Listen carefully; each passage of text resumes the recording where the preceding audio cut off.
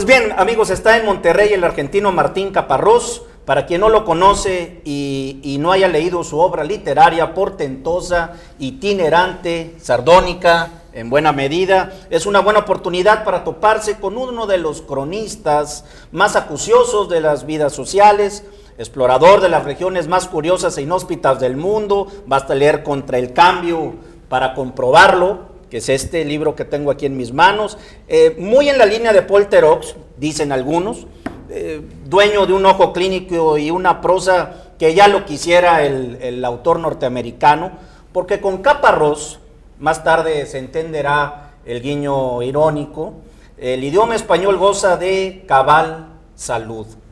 Y viene a esta violenta región norestense de México, en esta ocasión, a presentar una novela ganadora el año pasado, ¿verdad, Martín?, de el Premio Herralde de novela, y que versa, entre otros temas, sobre la presencia chocarrera de los muertos, la liviandad consumista que nos cala hasta la médula, la copulación aberrante de la política con el espectáculo, y otras nimiedades del mismo corte que son la seña de identidad de los argentinos.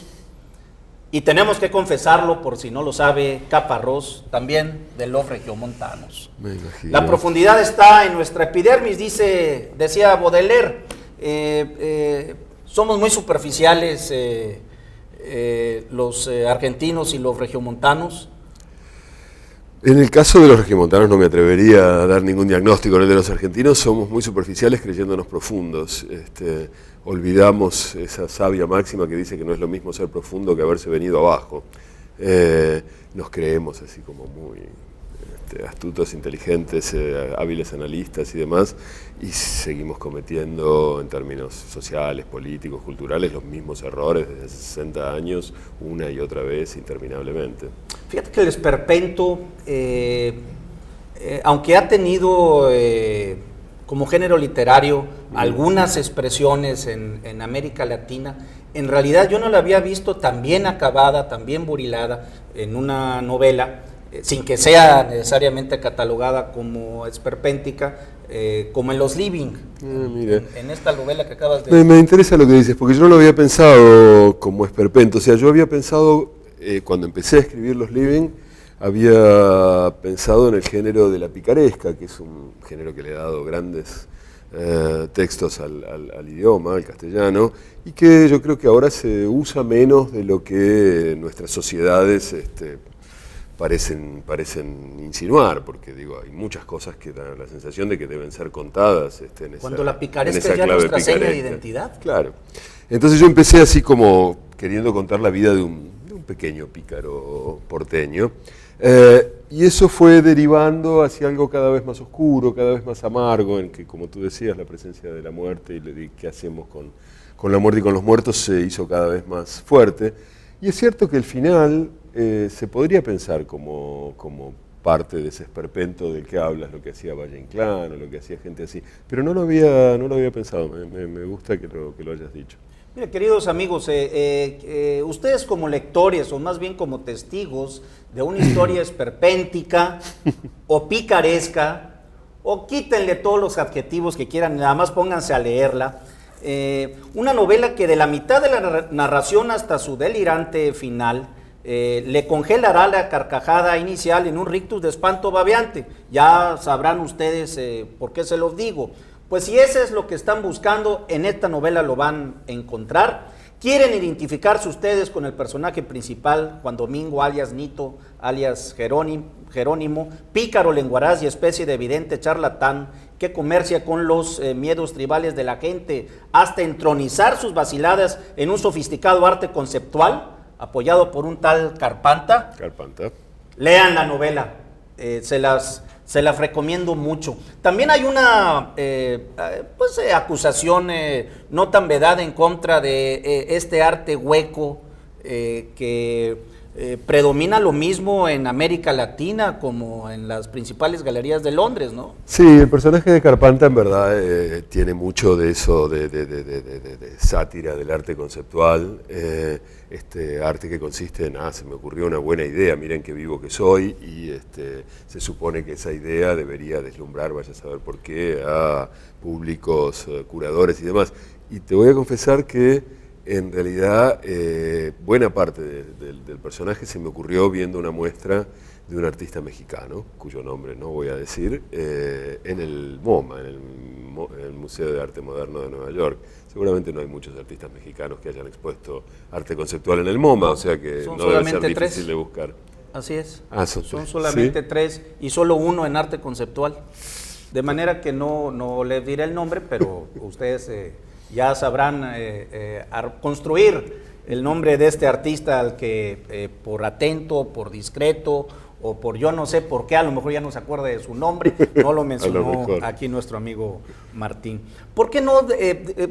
A veces que como lector, al menos yo, me quedé con las ganas de profundizar más en el personaje de Carpanta.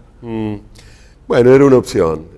A mí me pareció que funcionaba más como una especie de eso, de Deus Ex Machina, que intervenía para hacer que todo terminara de coordinarse y concretarse. Y estaba yo muy centrado en el personaje de Nito. Me pareció que tenía que mantener al protagonista como protagonista fuerte. De Carpanta, sí, como tú dices, hay un poco una pequeña biografía, una pequeña semblanza sobre sus orígenes y demás. Pero ¿Carpanta o Nito?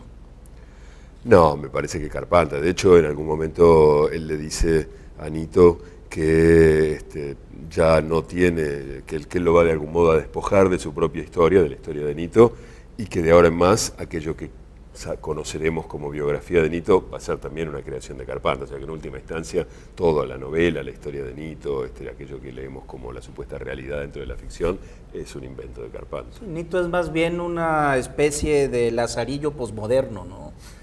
Pero que mantiene ese candor o esa inocencia edénica, nada que ver con la bondad, ¿eh? Sí, pero que al mismo tiempo no duda en absoluto en aprovechar sus virtudes cuando descubre que sus virtudes es que puede hacerse creíble anunciando muertes a las personas, contándoles cómo van a morir, que es un poco los momentos más oscuros del libro. Te regodeaste mucho en esos discursos necrológicos que hace que a uno también se le pongan los pelos de punta, porque además está uno proyectando y trata de imaginar también cómo será la propia muerte del lector. A mí no se me ponían los pelos de punta por razones obvias cuando las escribía, pero... Tú eres el pícaro. No, yo soy el pelón, así que difícilmente ¿sí? Se me pueden poner los pelos de punta, pero te digo que me costó escribir eso, era angustioso por momentos, porque efectivamente para poder reconstruir esas largas tiradas en que Nito le anuncia a distintas personas cómo van a morir con mucho detalle y demás, tuve que leer sobre eso y no es agradable leer esos detalles finales y después escribirlo. Pero me parecía que era importante para el libro que en algún momento resultara agobiante, que en algún momento resultara un poco insoportable sí lo es. Leyendo eso. Sí, por la crudeza como está descrito. Pero además, miren, la prosa es genial. Martín Caparrós es uno de los prosistas más precisos de la lengua española ahora. Lo digo sin ninguna reticencia. Gracias. Además, es muy interesante penetrar en una retahíla de aforismos acerados, duros como el acero, que son como epitafios que nos golpean directo al epigastrio, ¿no? Pero me da la impresión de que estos aforismos que uno puede extraer, yo me divertí extrayéndole y haciendo mi propio listado de aforismos a los Chorán, sacándolo de contexto de tu novela, pero me parece que en la segunda parte ya los dejas reposar un poco y ya se abre más a una escritura pirotécnica, ya desbordada, y termina, bueno, pues en en un estallido no multicolor, sino necrológico, que para mí ha sido en los finales más interesantes y más atemorizantes, porque se pueden dar, porque puede tener visos realistas, que es lo peor, ¿no? Bueno, sí, tú me mostrabas recién algunos living que tienes por aquí, o sea que parece que sí, que se podría hacer esta especie de simulación en que muertos o ni siquiera muertos ocupan lugares donde no deberían estar, ¿no? Bueno, mientras no tengamos cadáveres, pues vamos a tener unas membranas donde proyectamos la imagen de nuestras víctimas y les llamamos living. Es un nuevo producto comercial. No haré yo aquí publicidad de nada, pero lo sacó nuestro amigo Martín, no nosotros. Lo mismo Argentina como México, pues hay una larga tradición de embalsamamiento público, celebratorio. Sí. Tomás Eloy Martínez, no sé si tenías presente la Santa Evita cuando escribiste esta obra. Yo, bueno, fui muy amigo, lo quise mucho y admiré mucho lo que escribía, admiro mucho lo que escribió. Y creo que claramente Eva Perón es la primera living, digamos, la primera gran embalsamada que permanece en un lugar en el que ya no debería estar y sigue interactuando con una sociedad de una manera muy rara, muy perversa. Además, living the living. Living the living. Ese es un chiste que era un problema para este libro, porque, bueno, como tú sabes, el living en Argentina es el salón, el living room de los americanos. Entonces los living tienen ese doble sentido de el lugar y los que están vivos cuando no lo están, y entonces son esos vivos, muertos, embalsamados que están puestos en el living, etcétera, etcétera. Y claro, en otros países de América Latina o en España mismo no se entiende bien la referencia, porque el living no significa ese salón, pero bueno, yo me resisto, pese a todo, a escribir en esa especie de idioma de aeropuerto que sería comprensible para todos rápidamente. Si alguien tiene alguna duda con alguna palabra o con alguna expresión o lo que sea, vaya y busque. Quiero decir, creo que un escritor sobre todo tiene que trabajar con su propia lengua y no hacer algo que lamentablemente es cada vez más común, que es tratar de armar una lengua que pase por todos lados en la esperanza de que con eso va a vender algún libro más. Pero da suficientes pistas para entrever cuáles son las diferentes acepciones de la palabra living. Aquí en México sería una especie de sala de estar, o la salita de entrada o de recepción en las casas de los mexicanos. Ahora ya como tenemos casas de 20 por 20, pues ya no hay salitas de estar, o toda la casa completa es una sala de estar, o es un living donde se recibe a los invitados, se duerme, se copula, se hacen las diferentes tareas, se pelea la gente y en ocasiones hasta se mata, así sean matrimonios bien consolidados. Pero hay algo que me llama mucho la atención. Han hablado de supuestas influencias de Tristram Shandy o de las memorias póstumas de Blas Cubas, de Machado de Asís en tu novela, sobre todo en esto de hacer narrar al personaje en primera persona desde antes de nacer, justo cuando está todavía en la placenta de su pobre madre telenovelera, ¿no? Sí. ¿Por qué lo hiciste? No, bueno, lo de Tristram Shandy sin ninguna duda es uno de los libros que más admiro, una novela publicada en la segunda parte del siglo XVIII que todavía tiene una modernidad extraordinaria. Hizo una traducción Javier Marías. Javier Marías tiene una muy buena traducción, sí, efectivamente. Y que por cierto, las primeras, no sé, varias docenas de páginas son narradas por el protagonista antes de nacer. Sí, claro. Y esa idea siempre me dio vueltas, y la verdad cuando empecé a escribir los living, la primera premisa que tuve fue, bueno, quiero que mi protagonista, como Tristram Shandy, empiece a contar su historia antes de existir. Y, o sea que en ese caso está claramente, no es influencia, es copia, claro. Es un plagio que solemos llamar homenaje. Un guiño al lector o un homenaje. Solemos llamar homenaje porque queda mejor que plagio, pero bueno. Homenaje es mejor para el marketing, ¿eh? Sí, no, ciertamente. Pero creo que también valdría la pena incluir en este linaje el Cristóbal Nonato de nuestro living, Carlos Fuentes. Nuestro living, Carlos Fuentes, también hace hablar desde la placenta Es verdad. al personaje de esta, Es verdad, de Cristóbal esta parodia. Lonato. Sí, No lo fue de las recuerdo. novelas más logradas de nuestro Living Fuentes, pero también sirve como una referencia más. Sí. ¿Qué? Sí.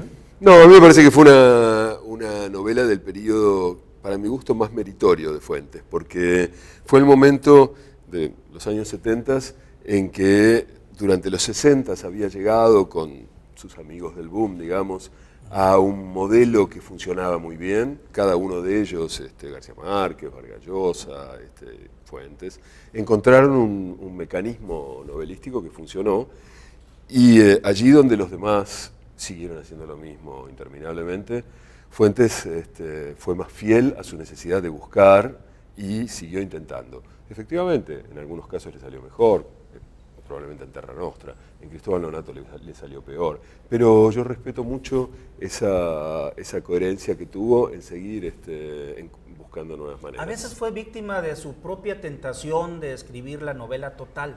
Sí. Tentación que tú también tienes y debes de reconocerlo aquí públicamente. Sí, mi novela menos leída y más querida se llama La Historia y es un ladrillo de 1000 páginas que recrea una civilización que inventé y en la que me la pasé ¿Sí muy existió la historia?